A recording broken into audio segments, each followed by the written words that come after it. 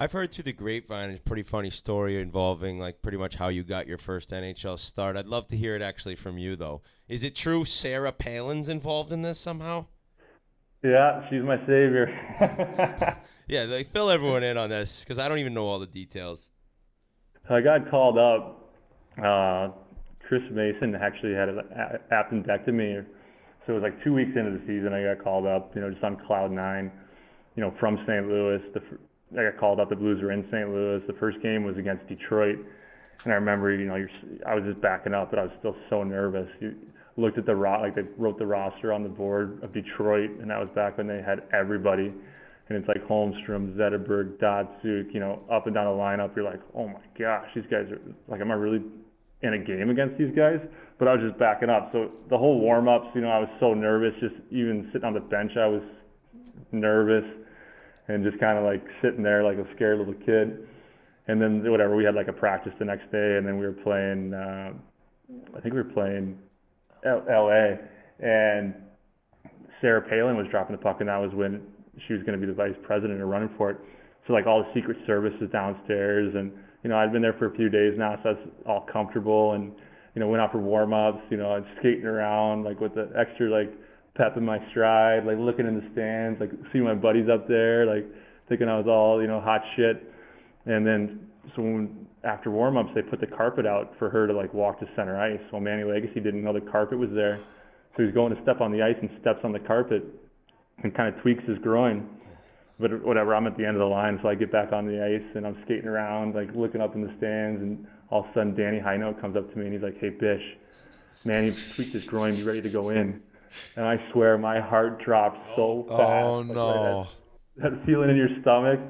And I was like, "Oh my god!" Oh my if god, anything, oh my you'd god, think that it would be better that way because you wouldn't have had time to lead up and be nervous. It's just like, "Yo, you're going, buddy. Show's on." Yeah. Well, he stayed in the first period. And every save he'd make, he'd like wince. Oh, shit. And I was like, I was just like shaking in my skates on the bench, like, oh shit, I'm about to go in. And halfway through the period, I had to get up. I went back in the tunnel and I started stretching. I couldn't watch anymore because I was just like sitting there waiting for the nod. And then sure enough, like in between periods, the trainer came up. He's like, "Hey, Bish, you're going in for the second." So it kind of gave me a little bit of time to get ready. But yeah, it was kind of funny just how comfortable I was for the second game. And then all of a sudden it was like, "Hey, you're in." It's like, hits you like a, pound of bricks, like, oh shit, I got to go in here. Hey, you kind of mentioned all those big names for the Detroit lineup. When you were in Tampa Bay, you guys had some, these are big boy players, Martin St. Louis, Stammer, Purcell, LeCalvier. What's it like having that many, like hockey legends in one locker room? It was great, a really good, group of guys there that first year in Tampa. We had Teddy, we even had like Bugsy. Oh, geez. Got any Bugsy stories for us either? Fit for he publication. might be the greatest. Can't tell. Yeah, greatest teammate of all time. That guy would do anything for any of his teammates. But I just think when I got traded there, the second or third game, they were playing cards, and they played a big card game in Tampa, like the A table we called it. That could get some crazy money. How big? How big? It was pretty big. Yeah, Bugsy could let you know. But I was whatever. I was just trying to fit in. So we were spending the night, played like in Buffalo. We were spending the night after the game. And they're playing cards in the room. And I was like, oh yeah, I'll play with you guys. Like, sure, I'm just trying to fit in. And it was Marty, St. Louis, Vinny, I think it was Teddy. And so I started playing or whatever. I didn't even know what was going on. Next thing I knew, I was down like $3,500. I owed it to Vinny.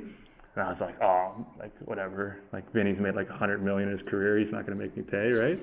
So I don't have like $3,500 in cash on me. So I write him a check, thinking like, whatever, I'll pay him obviously. But there's no way he's going to cash this. I give him the check, get home later that night. He already cashed the check within like 3 hours. No blue light special from Vinny. Hey, he didn't blue light you $1. No, so I actually went up and I was like, geez, Vinny, he didn't even give it a day. And he's like, oh no, I gave it to my dad. He takes care of it. Oh, Jesus. He's like, "Dad, got a new victim. Here it is. I'll just forward it over to you."